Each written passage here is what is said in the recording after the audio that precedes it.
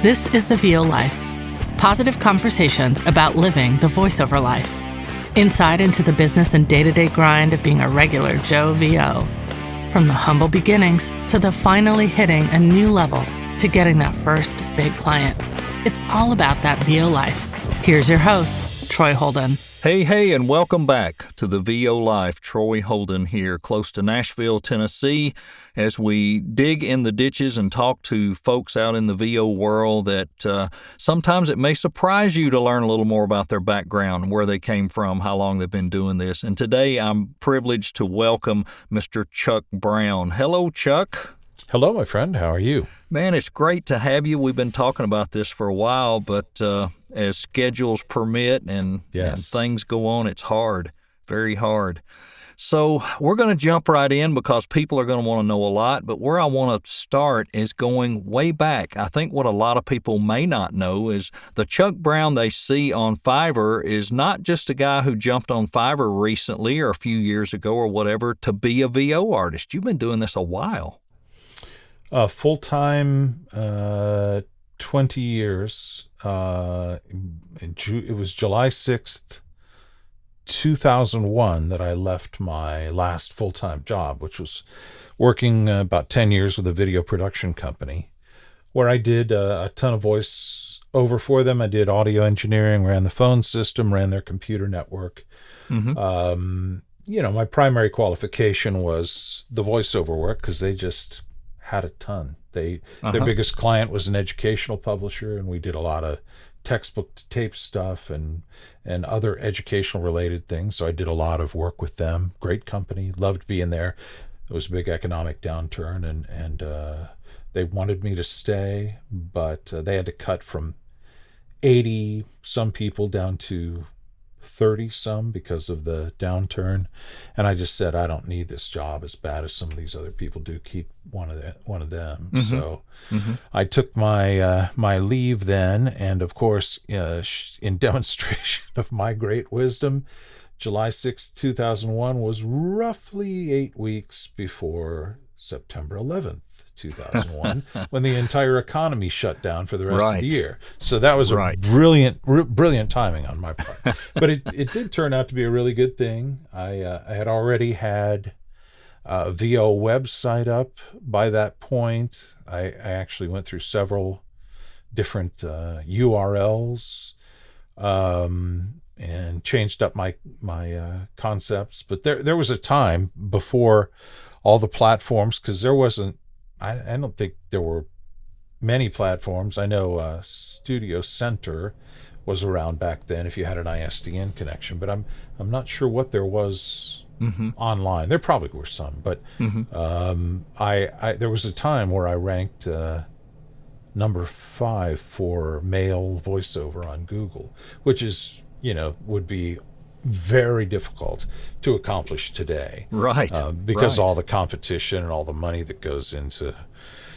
that whole game. But I got in really early. I've owned my domain, I think, for 25 years, something like that now. Wow. I'd been doing websites of pretty low sophistication, but starting back in the mid-90s, I was building websites. So it was something I got into early, but I was never on I don't want to say I was never on a platform. Voice 123 came around somewhere in the mid-aughts, maybe. I'm not sure. But I worked with them and made some decent money.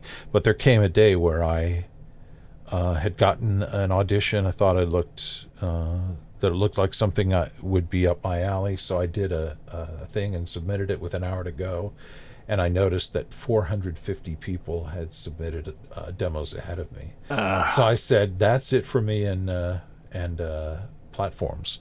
Yeah. And then I watched them overbook themselves to where I found them to be of no value because they had no tools for helping to sort or helping you hone in on whatever. They were just bulk, like shotgun things. So I completely stepped away from those for a long time. So the full-time for 20 years, and then I was in radio starting in 1973 3 at the age of 15. And I was doing a high school news program. By 75, I had been at an oldies station, and then went to full-time at a Christian station in Columbus, Ohio. And I was doing late drive, and then bounced in and out of radio for a number of years. All the time I was trying to send out cassettes to get voiceover work. Nothing. Could never find any interest at all. So, but it was 1982, a friend who had a record store asked me to do a commercial for his record store. So I did that. And then, and that was my first like standalone thing that I ever got paid for as a VO artist. And then, I had a children's radio show on that I was the host of, being named Charles Brown, morphed easily into calling myself the real Charlie Brown. So I had a show called Especially for Kids with the real Charlie Brown. It was on Saturday mornings from a little 3,000 watt FM station from London, Ohio. And I would read from the Chronicles of Narnia, and I would do I would do some original music or some cover stuff, and I would use my voice and then pitch my voice up to do high and pitch my voice down to do low, so I could have 3 voices trading back and forth, both singing and conversation, and that was really fun. Yeah. And I did that for a while on 2 different stations, at that first station, that little 3,000 watt FM station, I happened to hire a guy from college who some people have come to know in the voiceover industry, named Bill DeWeese. How about that? Hired him from Mount Vernon Nazarene College in roughly 1980, I think. And then I left the station, and I want to say maybe he became program director. I went to another Christian station, a much bigger effort. It was an AM station that covered most of the state of Ohio, and they had a farm background, but they also wanted to do AM, and it was owned by Salem, which is huge today, but back then I think they had 5 stations or something. And I was battling a lot with the owners over the music format and stuff. So I lasted there not terribly long, and then Bill came over, and I think took my job at the station after I came to verbal blows with the owners of the station, and that was the last time I was in radio for a while. But I did that, but around built around the children's radio show, I had some fans, and one time our production studio at the little station was going to be down for maintenance, and so I couldn't do any of the stuff that I normally did. I could have just read and played other music, but a guy who had been listening to the show said, "Hey, I have a studio at my house. Why don't you come over and do it at my place?" So I did. Well, It turned out I ended up working for that guy like 6 months later. He had a multi-projector slideshow business it was a multi-image was the term that they used to describe it. It was the predecessor to video because it had high resolution images, and with wipes and fades and cuts and that kind of stuff, you could do some really nice stuff with a really nice soundtrack and show it to really large crowds. So that was fun, and I did. We had an 8-track Tascam or TAC. I can't remember, but I both engineered voiceover for others and then did a lot of the voice stuff myself as well for our programs, and worked for a lot of different clients and gained some experience there. I did some video editing for a few years, but built in the same building where the guy with the multi-image company had his business. One floor down was a video production company. And the main guy walked in one day when something that I had narrated for the multi-image company was playing on the screen in the big room, and he said, who's that guy? And the guy said, well, he's, such and such. So I ended up doing 4 local TV spots through them that kind of put me on the map as far as voiceover goes. And from there, I kind of built a career in Columbus, Ohio. I was doing car dealers and water beds, and can't remember what the other 2 were, but it was pretty cool. I remember turning on the TV. I was watching Hill Street Blues one night, which was my favorite show at the time, and they after the intro thing, the teaser at the beginning of the show, they cut to a commercial that I had voiced. It was the first time I ever heard myself on TV. So that was that's got to be a very thrill. Cool. Yeah. But I would start to get calls from the local main dedicated. We only had one main dedicated audio studio in town at the time. And in fact, I just got an email from them last year. They've given up their facility finally after all these years. So 84 to 2021. But between COVID and just the fact that everything's getting localized and moved to desktop audio and stuff, they're working from home. So I contacted them to let them know that despite the fact that I can't really get out to studios anymore, I'm available because I've got Source Connect now. So that's kind of fun too. But it's kind of a long story, and I had gotten to the place where I was doing doing kind of a hefty part-time schedule of voice clients. And in the company that I eventually retired from in 2001, starting around 1992, we were doing, I'm not even sure the term e-learning was out yet, but we were doing just tons of those textbook to tape type things, and the client loved me.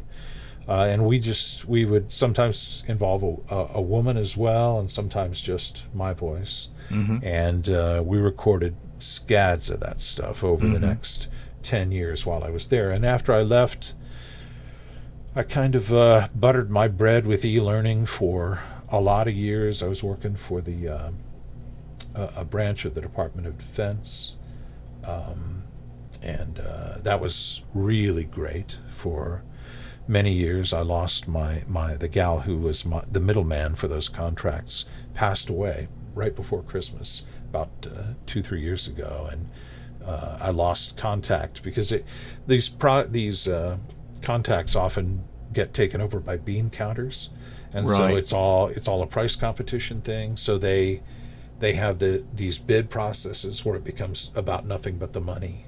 And so even though all the people at the department said, we really love working with this guy, he's been taking great care of us for years, it wasn't in their hands to make the decision.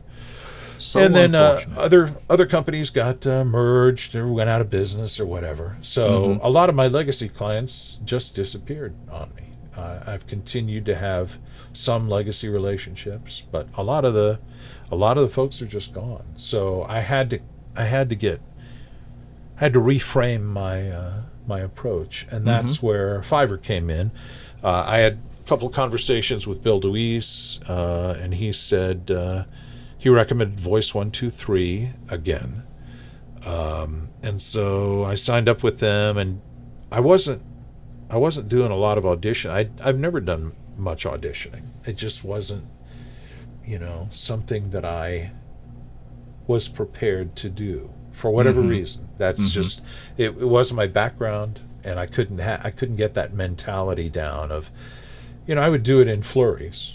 It just wasn't my approach. So that one didn't work out well for me. He told me about a guy who was doing really well on Fiverr. Bill wasn't himself on Fiverr at the time, but he said that he knew a guy, and so I took a webinar with that guy. I didn't feel it helped me very much. No slam on the guy, but the information was a little outdated, and I just didn't.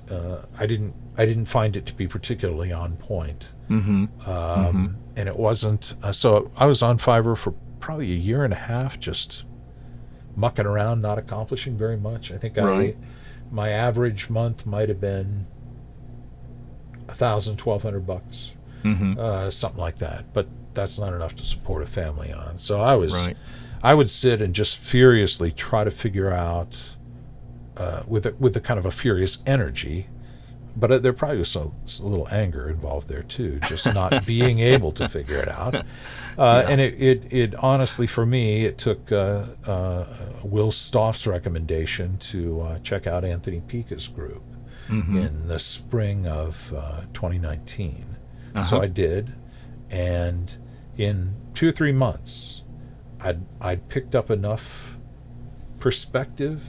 Sometimes you can be close, but if you don't have proper framing for the issue, you don't know what it all means. Right. And I just felt like I wasn't getting it. And just hearing somebody who was already doing it.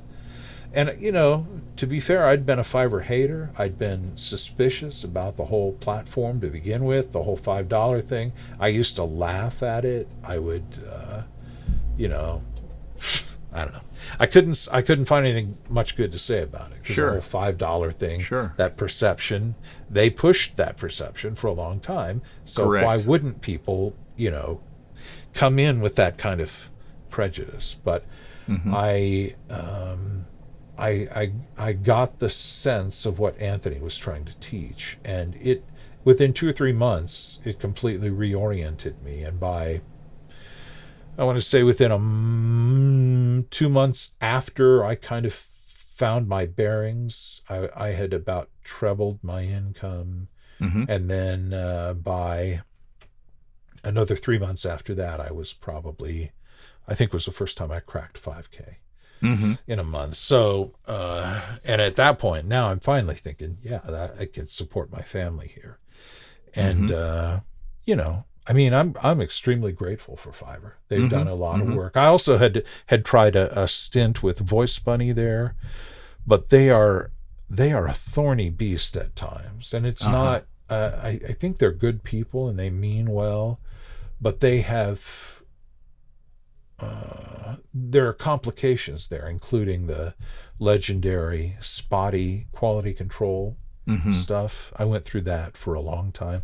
I used to make pretty good money there, and I still make money there. And now all of my QC problems have gone away. They approve my stuff very quickly every time. So I'm very grateful to get whatever I get from them as well. And I've gotten some of my better client connections through Voice Bunny. But it took a long time, and I'm not making what I used to make there, and I wish I knew why. But we have constant, and you want to be mad at somebody to say, stop telling everybody that they can be successful in voiceover. I want to grab some of my friends that are doing that and say, stop. But that, I mean, people are going to do it anyway. It's true. Just very true. You can't stop the competition, and so it constantly forces me to try to rethink my game, because competition it's a big thing, and when people come in, generally the wiser ones start at the bottom and say, I'm going to humble myself and work cheap and take the abuse and do whatever I have to earn the right to climb the ladder. Right. And I'm not saying that always means for everybody $5, but it means cheap and work dirty for a while, and just, allow people to take advantage of you for a little while in order to build social proof. And I think that's going to be true on almost maybe not every site. I don't know. I'm new to voices.com, and I haven't been through the ringer there yet, and I don't know anything about the site, only the couple little tips that I've been given. But Voice Bunny, I think you have to do anything, because everything is stats there, and at Fiverr it's all social proof, every bit of it. People they're not even going to listen to you if you don't have sufficient social proof. or maybe if you're hot. I wouldn't know anything about that, but I'm a little past that stage. I think I missed that stage entirely. Actually. I think I did too. I don't know when that passed me up, but Fiverr seems like the perfect model for you though, based on what you're saying, because you can put your product out there, people will find you. Once you get your social presence established and they're finding you, you're getting the work and well-deserved work because you've got the experience to do the work. Oh, yeah. Yeah. What I find frustrating is, and sort of what you're saying, there are a lot of new people in there that are expecting to get the work you're getting, and they're not ready for that. They're just not ready. I see so many that have not had any formal training. They're on there asking the same questions over and over and over, and it's frustrating. And I think that's what frustrates me, that there's so many people that got in. When I started, I paid for Bill's blueprint. I was in his blueprint for several months before I ever signed up for anything and ever did anything. Then I went and, I kind of got started on Upwork and then got coaching, and I followed what he said. Don't get on Fiverr yet. Wait until you book a few things and have some samples, and it all worked out. But I think you're right. There are so many people, and God bless them. I want to help some of them too. I really do. Sure, I absolutely. try to. Absolutely try to. And that's why we have, the podcast and the Facebook pages and but I think what you're saying, and it's the same advice that I give a lot of people. Anthony is a wonderful place to start. If you want to get in there, if you want to get on Fiverr, it's probably one of the better places to start. I think Trevor is following behind him in the same type of thing and teaching the same way. And I think both those guys can help you. And but the thing I try to tell folks, you're not entitled to get all this for free. You're going to have to pay for it. You're going to have to spend a little money to get in there and learn it and do it. It's not, people can't hand you everything. Well, at least if you want it in a more concentrated fashion. A lot of people want information, but they want specific advice. And if you want specific advice, you really have to pay for it. Right. I mean, Anthony's group is good about being patient for a little while, but you do tend to get people who are really passive and they want somebody to take their hand and lead them through. And at that point, I kind of feel obligated to say, you really should get a coach, because you can't, what you need, the kind of specific criticism you need. And a lot of times, I mean, truthfully, there are things that a coach could say that it would be inappropriate for me personally to say in a group. Right. And if I don't know a person, I wouldn't feel comfortable even in a private message sending them that information. Dude, your thumbnail sucks. It's awful. It's embarrassing. Or your thumbnail is scary. There's something intimidating about your picture. You're not communicating the right spirit to people. There's nothing inviting there. But how can you say that in a public setting or even private, unless you know this person to have rhino skin, who and really be dedicated to hard truth, which is a lot to ask of somebody that's a beginner. I think you have to find somebody privately who you can say, I trust you to tell me the truth even when it hurts. Yep. And without that, I think personally, without that kind of commitment, it just doesn't work that way. And a lot of people need to hear, your demo is. Yeah, all 5 spots sound the same. It's it's not, you're not communicating anywhere near a professional enough sound. You haven't learned the basic lessons about how to manage sound, about how to even out your audio levels and give them the maximum punch. And you're just recording raw audio and you expect that to be good enough. Nobody should be doing that unless you are absolutely required by the client. And even then, you're not going to want to use it as a sample after the fact. Correct. You're going to need some processing for that thing. You need some noise reduction. You might need some anti-reverb. You might need any number of things. You might need some EQ. And you're definitely going to need probably some kind of combination of hard limiting and compression to help bring your levels up without exploding your breaths as well, that kind of thing. You know, and if you can't, and that's especially true for me as a guy who gets hired primarily these days, it seems, for deep voice work and movie trailer type stuff. If I get 5 orders a day, 4 of those 5 are going to be for deep voice and movie trailer kind of sound. I might get an Optimus Prime style gig, or the Fantasy Wizard kind of Gandalf-y sound, because I do a really good job with those too, and I get some straight kind of more announcer-ish reads, but the vast majority of what I get, I have to take the low tones in my voice, which I have. They're legitimately there, but I have to amplify them. I have to bring them to the fore and reinforce them in order for my work to be convincing. Right. So if you don't even know that, then how are you going to have a saleable product? And how are you going to have a demo that people go, wow, that's what I want. What I just heard, that's what I want. Right. So, and I think a lot of people don't realize that they have to, there's a lot they have to learn before they can move forward. Yep. And expect results. Yeah, it's a huge climb, and I got into this not being naive, knowing it's going to take a few years even get a little bit of work. You know, and I really try to be patient with it. Heck, I would love to be full-time in this. I would really love to, and it may happen one day. But I'm enjoying it, and I'm learning, and I can even tonight I had a few minutes to spend, and I was working on some video stuff, and I found some of the first video samples that I had made, and I played them back, and I deleted them. They were so bad. I've been there, my friend. Yeah, I was like, I thought it was really good when I did it, but no, it was terrible. You know, and some of your worst fans can be family and friends who tell you how great it is. It's true. It's true. But, and I'm with you, too, in these public forums. You know, people they'll put themselves out there, and here's my spot, and here's my demo, and what do you think? And you'll get all the smoozing and the, hey, it sounds great. And there'll be one guy who might take the risk and say, hey, wait a minute, you know. And I always wait till after somebody else does it before I ever say anything. And I'm often that guy.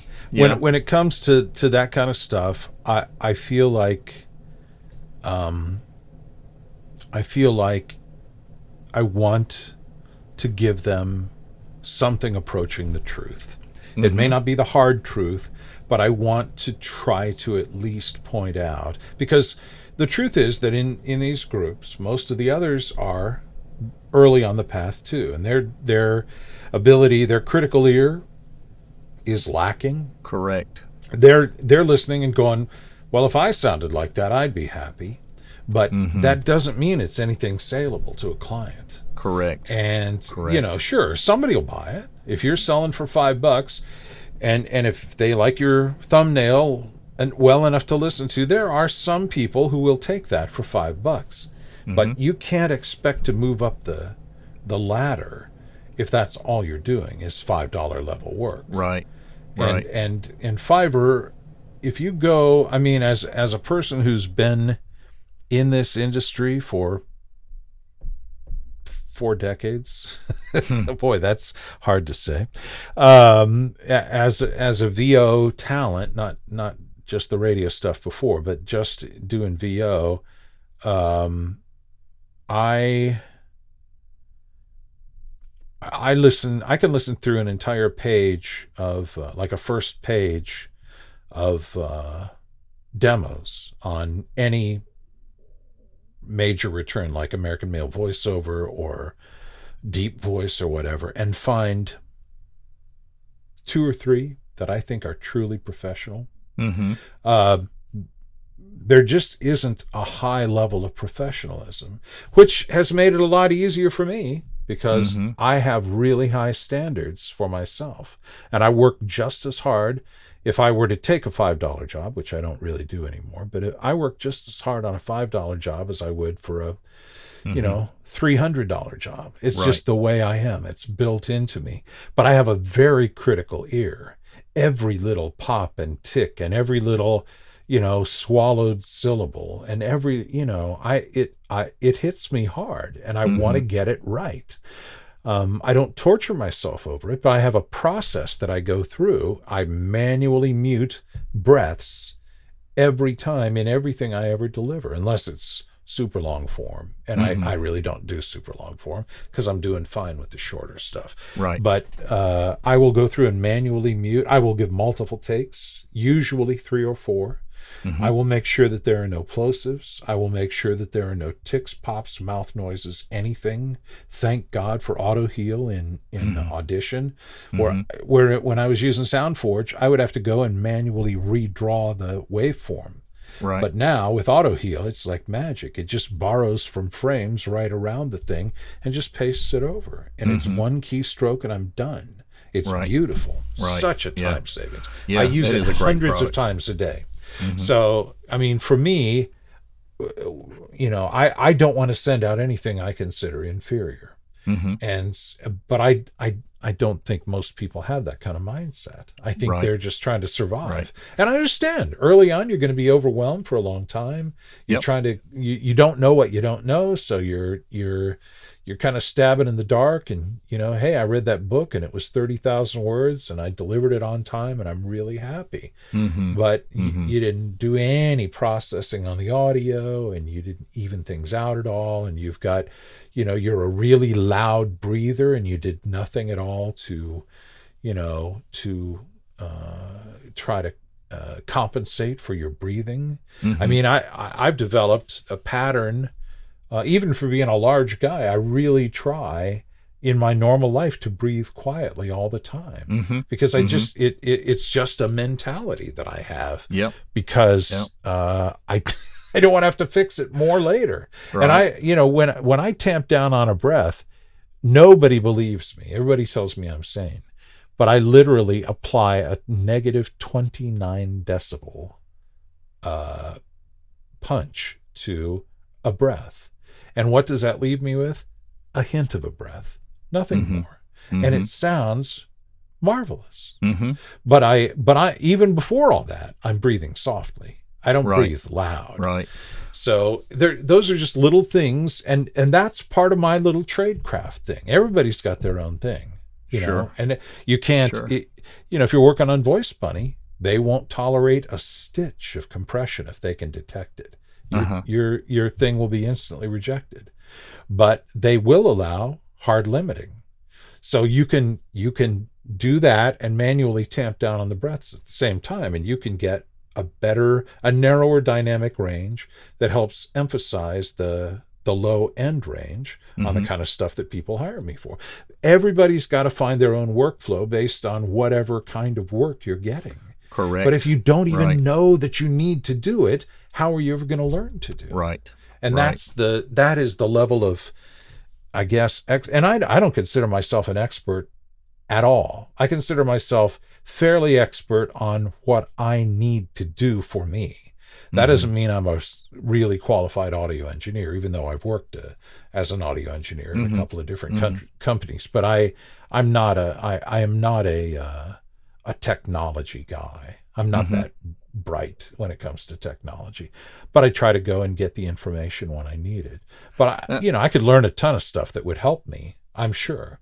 But I just, I'm doing well enough with what I know now that I just keep refining it as I go. And I'll learn a little something here or there, and I'll try to incorporate, or I'll try it. I thought it was going to help, but nah, it's not working. I tried that last week with I was trying to replace a certain level of compression in one tool with something else in another tool, so that it would leave the higher frequency compression lower. And I tried it a couple times. It sounded pretty decent, but I ended up rejecting it after trying a couple times because it just wasn't selling me. I I went back to my old pattern. But I'm always trying new things because I want to learn and grow. Mm-hmm. And Mm-hmm. it would be great to have, Tim Tippett sitting at my right hand Yes, to sir. advise me, Right. on tech. And he did do a processing stack for me probably 3 years ago. But I've changed mics and audio interfaces and a lot since then. So I probably need a new one. But there's plenty to learn. And if I were doing national work, caliber work all the time, I'd probably put the time and money into it. But on the platforms that I'm on, doing the kind of work that I'm doing, what I'm doing is working fine. I never, ever, ever get technical concerns from people back. So I'm doing what I need to do to make it work. Yep, delivering that high quality product is highly, highly important. And I hope everybody's hearing the background of this. Go get help. Go learn. Absolutely. Learn to do this, Absolutely. folks. And it's not to say you can't self-teach. If you have the ear for it, and you can dig in and learn it, you can definitely self-teach. You might not have to spend a lot of money. And you heard Chuck talking about getting a stack made. There are a lot of people who do that. Bill's son helps a lot of people with that. Alex, he's done stuff for me.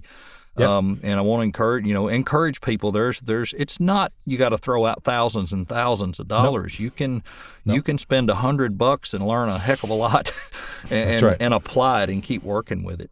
I've got a loaded question, and I asked this of Dane Scott, and I thought this would be interesting for you because of your career path. If you could look back and talk to young Chuck many, many years ago and give him some advice about, because you knew you wanted to do voiceover, you mentioned that even as a younger guy, what would be the advice you would give young Chuck that might have gotten you to a different place or in a different type of voiceover environment or career?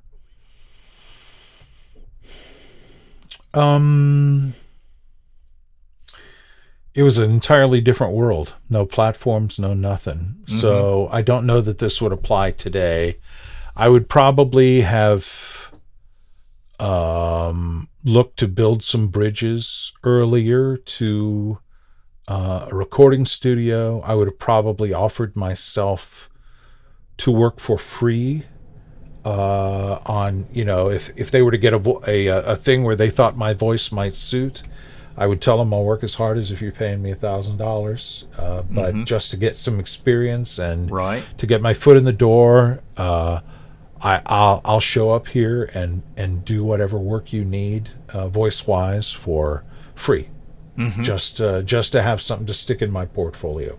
I think I would have done something like that, maybe reached out to some friends with businesses and asked about doing their on-hold messages earlier and those kinds of things, or hook up with a local pizza shop and say, how about if I keep your phone message updated, however often you need them. If you need them every week, I'm there. But I'll do your phone, your on-hold stuff. I'll come in to the shop if I have to do it, whatever you need. Trade me some pizza or whatever. Just, I would look for opportunities to be heard. Because that was the magic that in 1983, that guy hearing me, it was actually a slideshow, a recruiting slideshow for a joint vocational school that I had done. And it was the first kind of legit job that I ever got paid for outside of and it was being shown hundreds of times at high schools all around Columbus to try to recruit students to come to school as part of their career path. And that guy hearing it led to a local Ford dealer and a really heavily advertised waterbed store there, and a couple other things that aired a lot for years, and ended up giving me enough credibility for other people who had never heard of me either to hire me. And I did some more radio work after that too, but it was really having the bridges and having a few key people here and there know who I was, and then they would refer me to other friends who were looking for a voice if their regular guy couldn't show up or whatever. Right. And I had a lot of those opportunities. But being heard by the right people would have helped a lot. Now, if it was today, I don't know, it'd be a whole different thing, platform-wise and all that. Right. But back then, back in the 80s and 70s, that's where I would have been. Gotcha. I've really enjoyed hearing your passion for what you do. When you talk to people, you can really tell they love what they do, and I definitely hear that. Oh, yeah. And it's not just the love of the voiceover; it's the whole thing. It's the the audio side of it, and even the business side of it, and the challenges of it, and how you approach what you're doing with Fiverr and everything. It's wonderful to see, hear, and watch, and I hope people are inspired by that, because we've said it several times with other guests. If you have a passion for doing this, don't give up. It can be highly difficult, and you're proof of that. You didn't give up. I heard you say a couple times, nobody would listen to me. They didn't hear me. No, and there's like you said, go do the free stuff. I've done that here in town. Sure, I have voiced absolutely. some return to work COVID videos for industries here. Anything I could do to be heard, and that might get out to somebody else, and you got to do that stuff. If you love it, do it. That's the main thing. That's the main thing. So how about some last-minute advice for all of us out there on Fiverr? There's no magic bullet. We've all determined that. But if you could give somebody just a little synopsis of, if you're on Fiverr and you've been on there, say, 6 months or a year, and you just feel like you're in a lull, is there something you might advise somebody to try or test to maybe help them a little bit? When I get asked this question a lot, and my reply is always pretty much the same. We are given roughly 5-6 tools on Fiverr with which to work. The first impression is huge. I am not a designer. I'm partially red-green colorblind. I've never had a gift for color coordination. My family laughs at me. I wear nothing that matches. I don't even have a category for it. I'm not a visual guy. I mean, I love beautiful pictures and I love beauty in general, but I'm not a visual guy. So what I've learned to do is to combine elements. And I feel like my thumbnails on Fiverr are professional looking. They're stylish, but they're not, I'm not trying to be what I find a lot of people to do, which is they're too cute. They want to make frame edges and all this other stuff, and they want to throw in a variety of fonts. And I'll be honest, at full size, they look great. But at the size that 95% of people on Fiverr will ever see, which is on the search results pages, they ain't that big. Right. They're like 3 inches across or 4 inches across, which is probably a third or less of the size that you're looking at it on your screen in development mode. And so if you believe that anything more than 6 or 7 words maybe are going to get absorbed, and in anything approaching cute curly Q italicized thin serif fonts, rather than sans serif and larger and bolder and something that presents a real serious contrast on the screen, you're likely wrong. People may be impressed with your style, and they may click on it because of your style. I can't speak to that because I've never had that kind of styly stuff myself. But I try to do something that speaks very quickly about what I offer. I don't have my name on my thumbnails. I don't care about building the Chuck Brown brand on Fiverr. I'm not trying to do that. I'm on Fiverr. They're going to come and find me on Fiverr. I don't care whether they remember my name. If they've hired me once, it's very easy to come back and find me again because they can look through their completed orders. So my name, personally, for me, my name is of low priority. But American male voiceover or deep male voice, truly deep male voiceover, which is what I'm using now because it tickles me how many people call themselves deep male voiceover when they're not even close. Or whatever it is that I'm offering. I try to keep it very plain. I have a picture of my face. It's a 20-year-old picture because it's the last decent photo I had taken, but it was taken by a pro photographer for a piano album I was releasing back in 2001. And so I have that picture. It was well lit and is of decent resolution. So I'm still using that. There are people in the Facebook groups that I frequent that are using other people's pictures. Correct. Because they've chosen whatever they've chosen. Fine, more power to them. Yeah. And they're getting good looking people. I mean, if I had gone with that school, I'd have hired a much better looking model to do my stuff. I can tell you. But my voice is there to help build a brand, help build a bond with people, so they knew who they're dealing with when they, because it's still me. It's just an older me, but it's still me, the same guy. Right. And so that first impression thing is huge. And when they click on your demo, it better knock their socks off. From the first sound that comes out of those speakers, I have a little teaser thing with a logo that comes up at the beginning, takes like 5 seconds. But after that, it better knock their socks off. If you can't do that within 10, 15 seconds after they've clicked on that thing, they're gone. They backspaced, back the browser window up, and they're on to the next guy. They're scrolling through 48 thumbnails on the same first page alone. And if you think they're going to 2, 3, 4, 5, 10, it's not happening. Right. So a lot of his first impression, I try to talk to people intelligently. I try to stress what I feel makes me unique. I don't know how many people actually read it.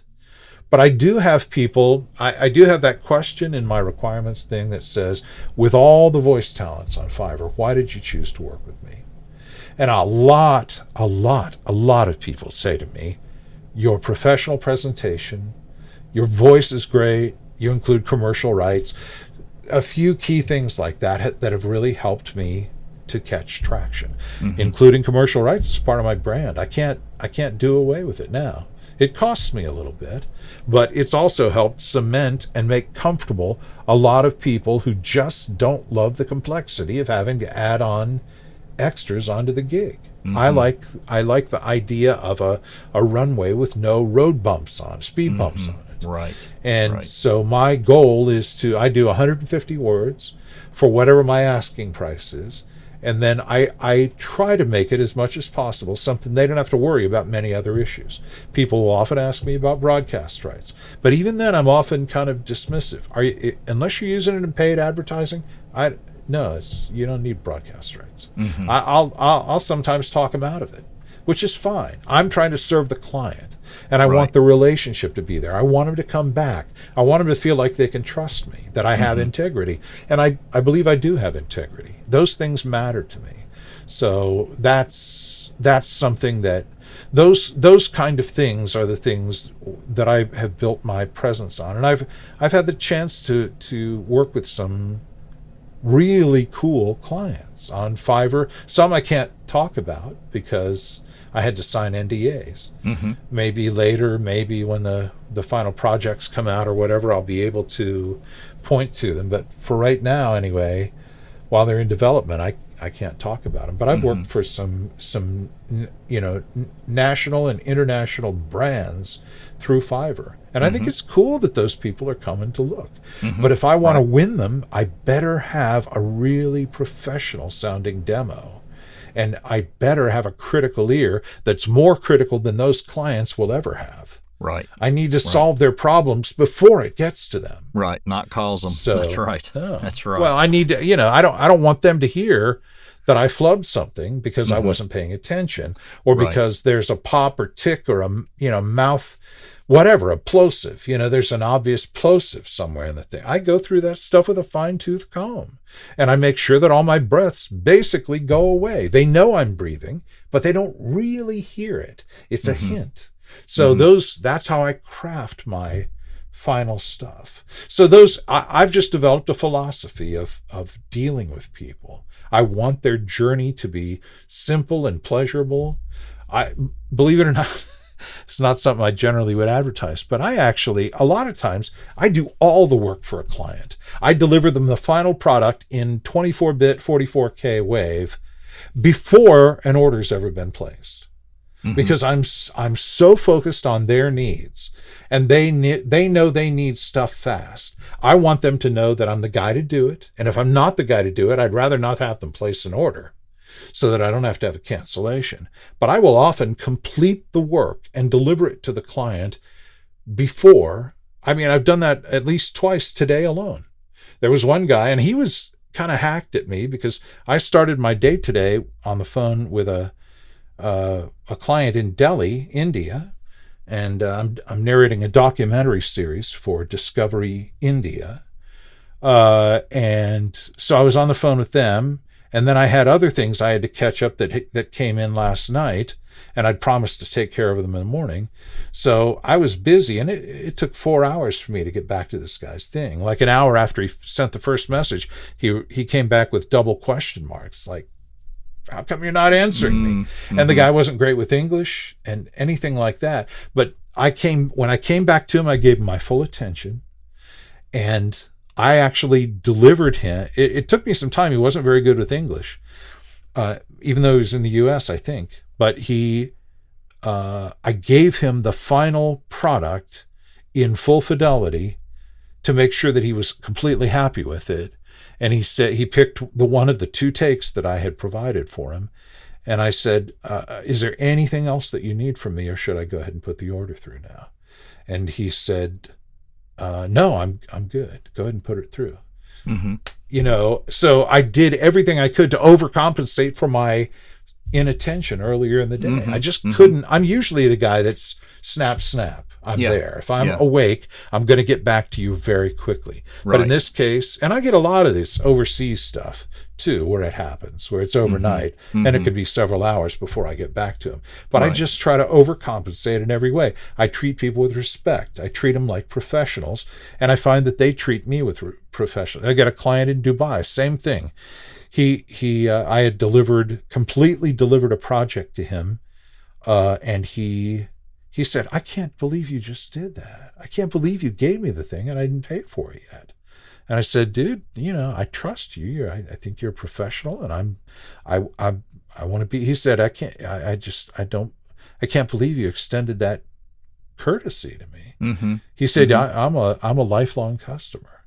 That's awesome. And and he continues to come back, and even to this day, because of his company's payment structure or whatever, he often there are delays. There was a recent 2-week delay after I delivered something, and I said, no problem, do whatever you need to do. I'll write you another custom offer. I'll extend it for 2 weeks or 30 days or whatever you need to do. Whenever whenever you're ready, we won't even submit the order. Whenever you're ready, let me know. And I just did that with somebody in China. Over 350 audio assets over 2 characters. And they said, we pay in 30 days by check. And I said, Fiverr doesn't work that way. But this time I'm going to bend over backward for you. And when you're happy, when you have what you need from me, I will send you an invoice then through Fiverr, and I will give you 30 days to pay for it. And then you guys can work out how to get that payment made on time. And so she got back to me, 354 slides, cut down into individual assets. And she said, you're a wizard. No revisions at all on any of those things. Thank you so much for working with us and being patient and all the rest. That's so great. I sent them off the thing, and I said, just make sure they don't submit this until they're ready to pay it. And so I gave them 30 days and it's just, I want to be Mr. Flexibility. I want to be Mr. Viscous Fluid, so there's no friction, Right, gotcha. So I love it. That's just everybody's got to have an attitude, and other people can't do that. If you're working at $5 levels, you probably don't want to be delivering work to people before they pay, because a lot of those people don't have the integrity. They're gonna try to call you robotic and get out of the thing or whatever. I'm not saying everybody should do like I do, but I've developed my philosophy over a couple of pretty successful years on Fiverr so far. So I'm trying hard not to let that go. I'll fiddle around the edges with stuff, but I want to hang on to that core philosophy. Right. I want people to keep coming back to me, and I just get the gushingest reviews from everybody, and I just want to protect that. That's all. That's good stuff. I do my own. I'm in my own world. Yeah. I've created my own little space on Fiverr. Well, VO Lifers, you've heard it right there from Chuck, and that's some wonderful advice all across the board. I mean, everything from your thumbnail to how you handle your customers, how you deliver. Listen to this guy. He's got the experience. He's doing extremely well, and I hope a lot of you really drink this in as you're frustrated with things and, you're not getting replies back and things. It's patience, it's persistence, it's integrity. And it's just like going the extra mile. And everything Chuck's saying, I believe in 1,000,000%. It's just, and folks, if you'll just do that in your daily life, not just on Fiverr, do it with everybody. Treat everybody that way, and you'll see your life even getting a whole lot better. Chuck, I want to thank you again. We're pushing up close to an hour, and I know people are going to enjoy every word of this. And we may have to have you back. There may be questions, and we may get comments that say, "Why didn't you ask this or do that?" And we may come back and revisit again. And Absolutely, no problem. I really enjoyed getting to know you and talking with you, and I knew you had a connection with Bill. So I guess my next email may be, "Hey, Bill." It may be, I know he's on a ton of podcasts, but he is a great guy, man. Of all the people I know in the world, Bill has an immense amount of integrity, and he's a class act. And I just admire the heck out of him. He's a great guy, great family, and his daughter's great. She's doing very well on Fiverr, and his son, terrific engineer. We have some mutual friends that use Alex a lot, and it's a great family. Bill and his wife, and I enjoy their grandkids are super cute. I've never met any of them, but I enjoy watching their adventures. I know I was watching a lot of stuff where they're at the amusement park the past week or so. Exactly. Really enjoyed it. Exactly. Again, Chuck, thank you. I won't hold you up any longer, and I know everybody's going to appreciate this and enjoy it. And hey, I want to tell everybody, hang around just one more second, because here's a few samples from Chuck himself. Who are you? Why are you here?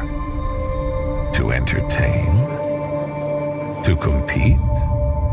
To follow in the footsteps of a legend? We could tell you about our Ready Rewards program, free Wi-Fi, or Ready Promise with the best price guarantee. But look at these cute puppies instead. This is Tyson. He knows his way around a chainsaw. He mows 34 acres a day for fun.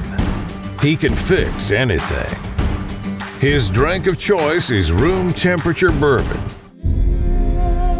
Throughout history, books have stored our history, dreams, imagination, and the ideas of the greatest minds, the most daring visionaries. Some of them knew a great secret, and the clues are hidden among thousands of pages.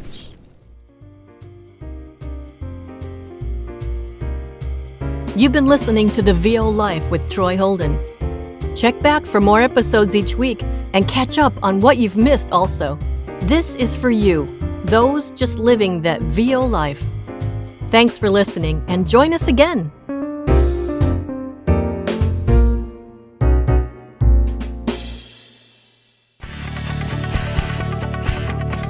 The VO Life intro is by Louise Porter. The outro by Liz Moya.